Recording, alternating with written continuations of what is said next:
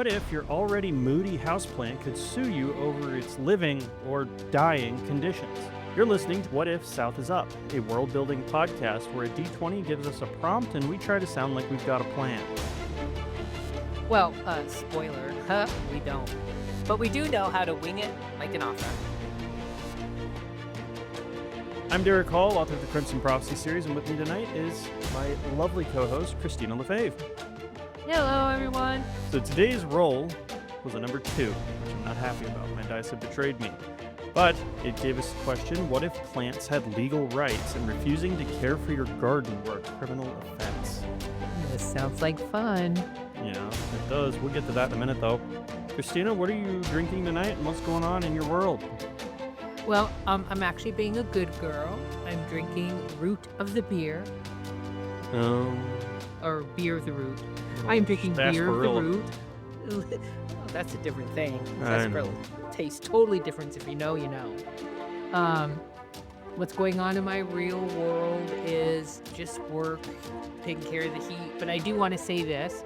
So, where is it? Did you know on LinkedIn, you can play games on LinkedIn? Did you know that? I did not. I don't think I've logged into LinkedIn in like 5 years. Well, that changes when you look for a job. But anyways, so every time you play one of these games, they give you like little good girls or, nice goings, whatever, right? Mm-hmm. And this one says, you're crushing it. You're smarter than 75% of CEOs. It's not saying much. I want to know if I can use this on my resume. The Facebook quiz said I was pretty. I'm keeping it so I can post it. I'm going to put it in my resume in the hidden, So Easter egg I had a thing. friend at one point who did a little bit of low grade acting, extras, and that guy that runs out in the disaster and yells, "Oh my God," that kind of stuff. Yeah. And he was putting together a resume to try to get more jobs and trying to branch into modeling, which he's a good looking guy. That's fine. Whatever. I'm not going to judge. But he literally put on his resume as why he wanted to be a model, basically. Yeah. The Facebook quiz said I was pretty. Oh, God. He got hired. So this is I bet. I don't understand. But yeah, no, he put that on there as a joke, not expecting it to work, and somehow it worked because that was literally the only thing on there. Oh, that's funny. Well, maybe I'll do the same. Sort of, I'll do the same thing. I'll put it down in my other things to note. Anyways, that's what's going on in my life. I'm crushing it at these games on LinkedIn, and I'm job hunting. What's going on with you? I'm trying not to melt. We went from 60, 65 degree days to 90 degree days in a couple of days, and it's brutal. It is so brutal. We just got nobody through that. here has air conditioning. That's not a thing unless you're in a public place. So you just kind of have to suffer, but we only get about a week of this and then go back to life. Upper 70s, low 80s. It's pleasant. Other than that, I've been writing. I've been writing up An Ever-Loving Storm on book 3. I'm over here gabbing and not paying attention. All right, so what have you learned, or what are you struggling with as far as writing, if you've done any? So I actually did write, and I'm trying to train myself to do dictation. So dictating the book instead of writing the book, because I've got so many things to do right now. I was listening to a podcast, and I feel bad that I didn't write down who I was listening to. But they were talking about getting used how to dictate your book and how you get used to it and the steps and all that kind of stuff. So I'm gonna be giving that a try. As far as any writing tips, I would say, don't give up on dictation if you think it will be good for you. Keep going at it. Mm-hmm. Keep trying, I would say. Yeah, definitely do what works. Nobody has the same process as someone else. So do what works. So I've been listening to a lot more books now while I'm doing things with my hands, and I'm finding that that's working really well for me. I can do things with my hands and listen to the books. And I'm getting through. I'm reading books now. Reading, Mm-hmm. whatever. Listen, I'm consuming books. I'm Yeah. hoping I can do the same thing. I can do things with my hands and dictate and maybe get some Yeah. pages in. Just We'll see talk how to it goes. yourself. We'll see how it goes. First of all, I got to get the right dictation tools. So, That's I mean, fair. Dictation tools are an absolute quagmire. yeah. Well, so yeah. So, you know, Google Docs has one. You can use the Samsung keyboard for dictation. Which does Um, not work very well. Samsung one does not, right? No. So No. I'm trying. I'm gonna try a bunch of freebies first before I put down any money for anything. But Yeah, no, that's probably a good way to do it. I don't know if it'll just dictate into a doc, but Gemini seems to be pretty accurate. well, Even with like Gemini. punctuation and stuff. I know it's an AI, but you could probably tell it, hey, write this down. Yeah, no, no, no. I know. I'm thinking, yeah, that's an Android tool. So Mm-hmm. just wondering how I could get that put in there. Anyways, anything for the Worldsmith workshop from you? I'm realizing that it's very difficult to toe the line between evil and absolute evil with Huh. any amount of subtlety.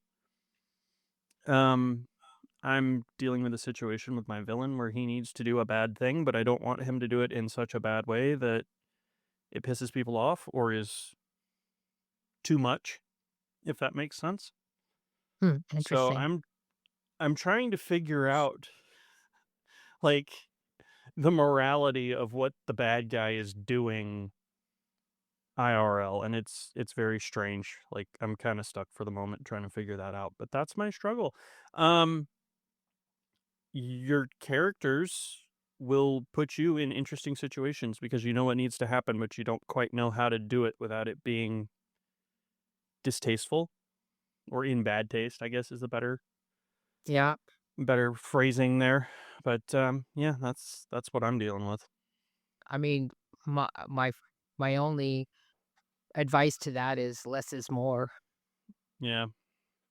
Well, like I've got him doing something and I need to show it happening before it just comes out of nowhere later. But the way it happens is not particularly pretty, and parallels can be drawn to real world history, and I don't want those parallels to be super obvious. Speaking of real world parallels, I am watching an oldie but goodie right now. I am watching really old, Babylon 5, Heck yeah. season 3 Mm-hmm. is parallel. Oh my gosh. I'm just sitting at today's political environment. I'm not going to say anything more than that. I'm just saying, wow. Oh yeah. Wow.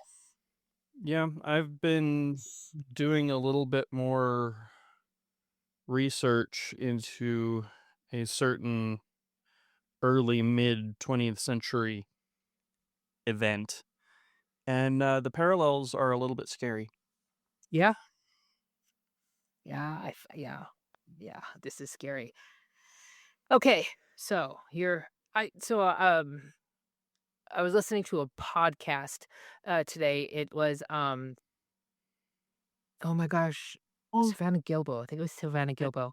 uh, And she yeah. was talking about the wound thesaurus. Mm-hmm. So these two writers write these bunches of stories. They have the emotional thesaurus, they have the Yeah, I was about uh to mention the emotional thesaurus. right. So they wrote one called the wound thesaurus, and apparently with this one, you could say this is what somebody what their what kind of the overall arch, like they have abandonment issues, and then you could say these are the things that they would do because they had abandonment, and here's the things that could have caused the abandonment issues, and here's like their character arc. So Mm-hmm. I'm gonna take a look at that book. Sounds very, very interesting. Yeah, for sure. I have a copy of the Emotional Thesaurus, and it's freaking amazing. It's amazing. I have that one too. Yeah. Yeah, I want to. I honestly want to pick up like a Kindle copy so I can can't talk. Have it be searchable. Yep. That would be awesome because I have a hard That's what copy that was a gift and it's awesome. But yeah, being able I to like the search Kindle. it would be really Mhm. cool. A little I have my more Kindle effectively. copy. Yep. Yep. Yeah. All right. Well, you already mentioned Babylon 5. Is that your story portal for this episode? Sure, we'll go with that one. Yeah. Anything else to add to that? Yeah, I didn't like the first season. No. But they changed the captain. Um, and I don't know if they didn't just change the captain. I'm sure they changed some story writers or something because I like it now, but I had a hard time getting through that first season. Yeah, that first season's kind of rough. Yeah. Speaking of rough to get through sci-fi, have you ever watched Lex? I want to say yes, but I'm pretty sure I haven't. It's two X's, right? Mm-hmm. LEXX. Yeah, I think there's 3 No. seasons. It's from the like mid-late 90s. No, I don't think I have. Yeah, okay. If you get around to that one, let me know what you think. I'm not going to spoil it. Okay, that sounds great. It's very strange. Anyways, I've been going through some like old movies. Well, not old, but older. Independence Day, that kind of thing. And Mm-hmm. like kind of digging into the plot or lack thereof in some cases and figuring out, why everybody loves it, even when technically like the writing is not that great. Yeah. I think some of them are a product of their time, and others have qualities where people are willing to overlook a sort of flat plot because the characters are great or it's super actiony or whatever the case may be. But that's movies. But with a book, people are less willing to overlook things like that. You're right. So yeah, Well, it's just been interesting to look at because I've been looking at it with a little bit of a different lens and, you know, going through it. I watched Hot Fuzz the other night um with my wife, and it's an absolute it's a really good time. It's a lot of fun. It makes fun of every action movie ever. And I love that. It's great. It's Simon Pegg and Nick Frost, and those two can do no wrong when paired together. But it's not a good story.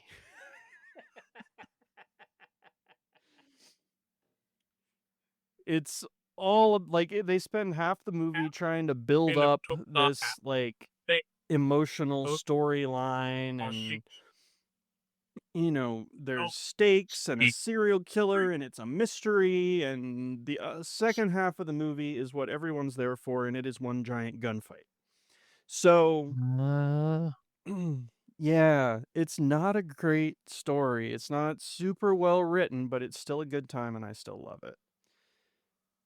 You do that with a book though, you can't. nobody's gonna read it. Not So these days. it's an interesting contrast, I think. It is. Yep. Yeah. I gotta tell you though, we watched the first episode of Stick, the new it's on Apple TV. The makers of Ted Lasso made this Stick. It Heard of it. I haven't seen it. Stars Olsen, Owen Wilson. Oh, okay. Yeah. And I wanted to see it. My husband's like, I don't know. Owen Wilson's kind of a goof. I don't like the, what. So we watched it. and I'm hooked.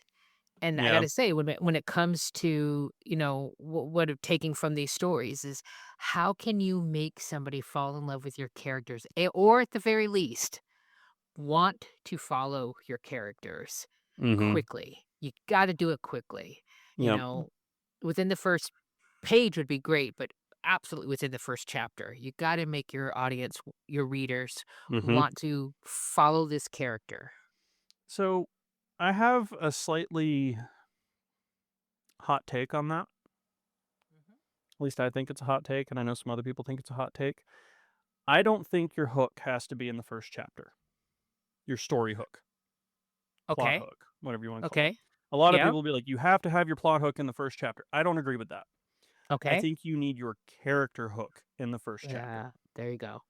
And you One need or the your other. story hook in the first 3. I think one or the other. You've got to hook them. You got to hook them on something right Yep. away.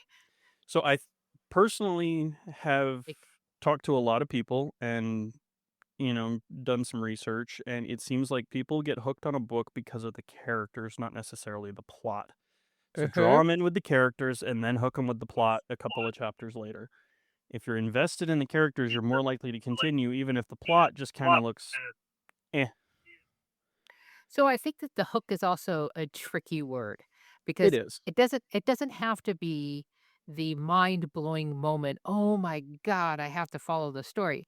But it has to be a curiosity seed. It has to be something that piques the interest. You have to Mm-hmm. give you have to give that to them as soon as possible. Yeah. So if somebody falls in love with a character, but the character does nothing, or there's nothing going on in its life, or you don't know where it's going, Exactly. I think you'd lose people. You got to put that curiosity seed in as soon as possible. Oh, yeah, I'm not saying don't, tease them with it. Uh-huh. But if you can draw them in with the character and then catch them with plot Yep. quickly enough, you're going to keep that reader past the first chapter. Yep. Because something like 80% of DNFs are in the first 5 chapters. Uh-huh. And a lot of books that I DNF don't give me anything interesting or anyone to be invested in fast enough. Yep. And I'm not a hard reader to please. So, yeah, just my 2 cents. Do with it what you will. No, I got another book where there was a lot of things that they, you know, wouldn't know. I mean, you shouldn't do whatever, but right away I was very curious about this character. And I was like, okay, where's this going? Who's this person? They just put in enough couple of things in there that I wanted to know who this person was. Mm-hmm. And hold on, I'm trying to get to that book. That's exactly what I'm talking about. You There it is. want your reader to want to know more about the character as quickly as possible. It's called Walking in Two Worlds by Wab Kinew. I've heard of that. Kinew. Wab Kinew. Yes, Walking in Two Worlds. Yes, it was pretty I will good. have to check that out now. Yeah, it was pretty good. Yeah. Cool. All right. But anyways, we're going to move on to that question now that we brought up earlier. What if plants had legal rights and refusing to care for your garden was a criminal offense? Okay. I love this question. One of the reasons why I love it is because there was a few years ago, a Native American tribe. I don't remember which one it was. I wish I did. Maybe if I do the Googles, it'll tell me. They were trying to establish that water was a living being. Okay. I could buy that.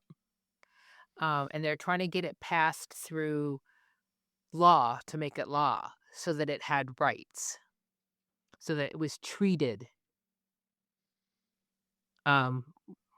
respectfully. I mean, okay, but how do you prove that? So I don't know, but I just found it an interesting concept. So when you said, when this question came out, I was like, oh my gosh, that makes so much sense. If plants had rights, if if you mistreated plant, imagine the world you would have to live in order that plants were, treated given just as many rights as a dog, you know? It just sounds like a beautiful world to me. Yeah, yeah, that sounds interesting for sure. I mean, it has been proven that water has memory, so Yep. that's a thing.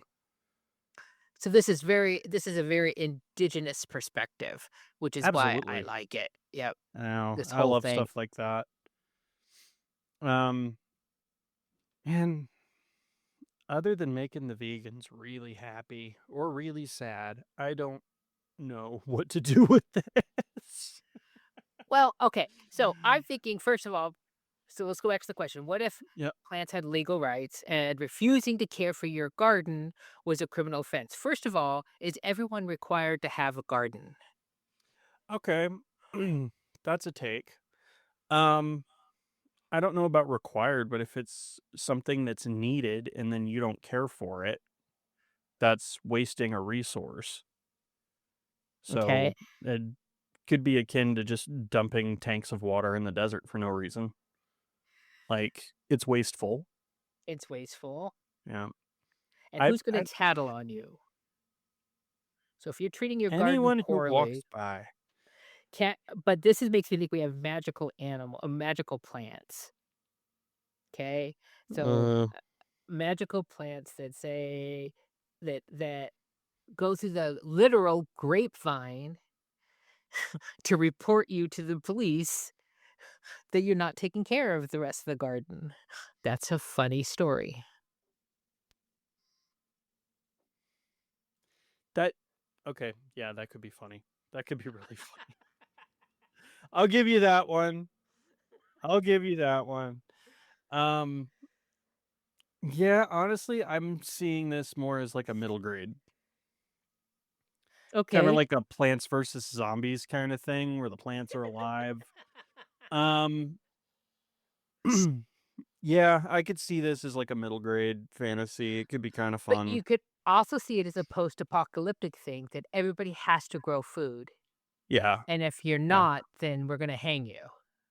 Well, I don't know about that, but But no, just think if about I it. got mad and walked out in the yard and kicked the fluff off a dandelion, am I going to jail? No, because it's not part of your garden. Dandelions are edible. I understand. I get you. So I don't know. Where's the line? Can Exactly. you? Where is the line? And you know what that means is that you can't grow grass because grass is an invasive species.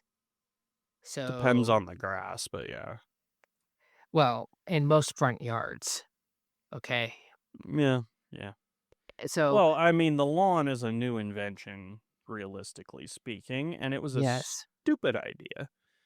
Whoever came up with the manicured lawn definitely owned slaves. Let's just put it that way.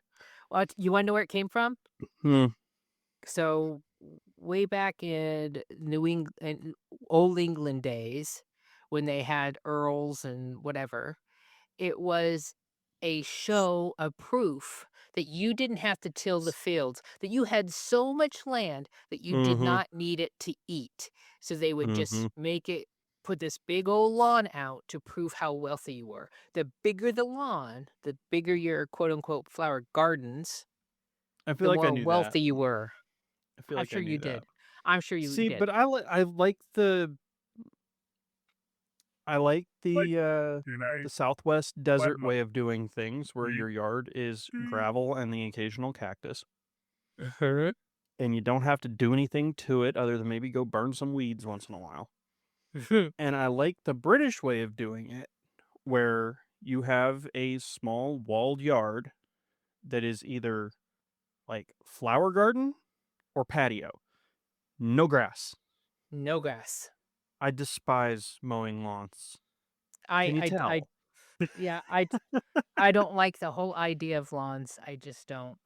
I mean, it's fine for, throwing a ball around or playing or, is letting the kids run, whatever. But at the same time, it's It a takes lot of so work much and a work. lot of Yes. resources for something that is completely arbitrary, in my opinion. Yes, I agree. This is one thing we agree on wholeheartedly.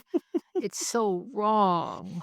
Well, you cut 20 acres twice a week in 100-degree heat for 10 years and let me know how you feel.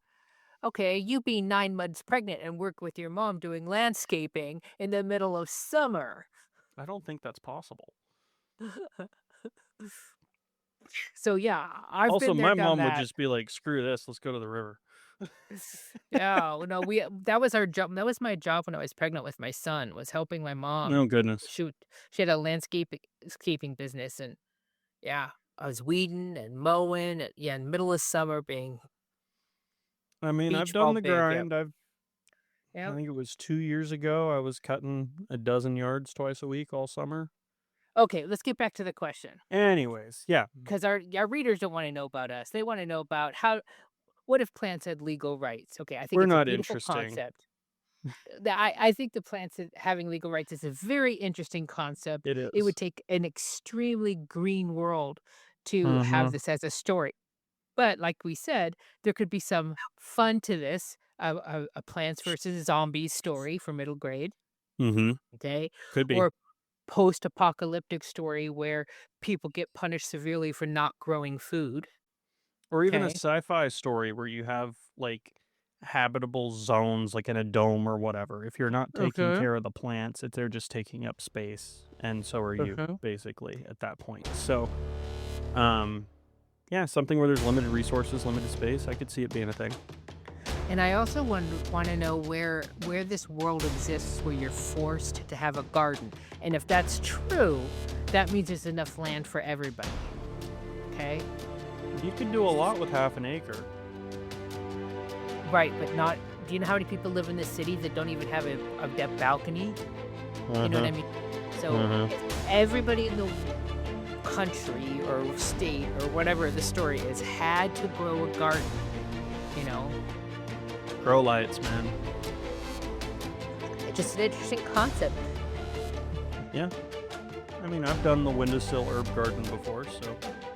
But is that enough of a garden to count? To count, right. How much for personal use, maybe? Interesting. A couple of pots by the window, some herbs over the kitchen sink. I mean, I could see it for personal use. Grow some peppers, tomatoes, whatever. And what happens when my dog Wolfie pees on somebody's sugar peas? Your dog goes to doggy jail. Because that is abuse.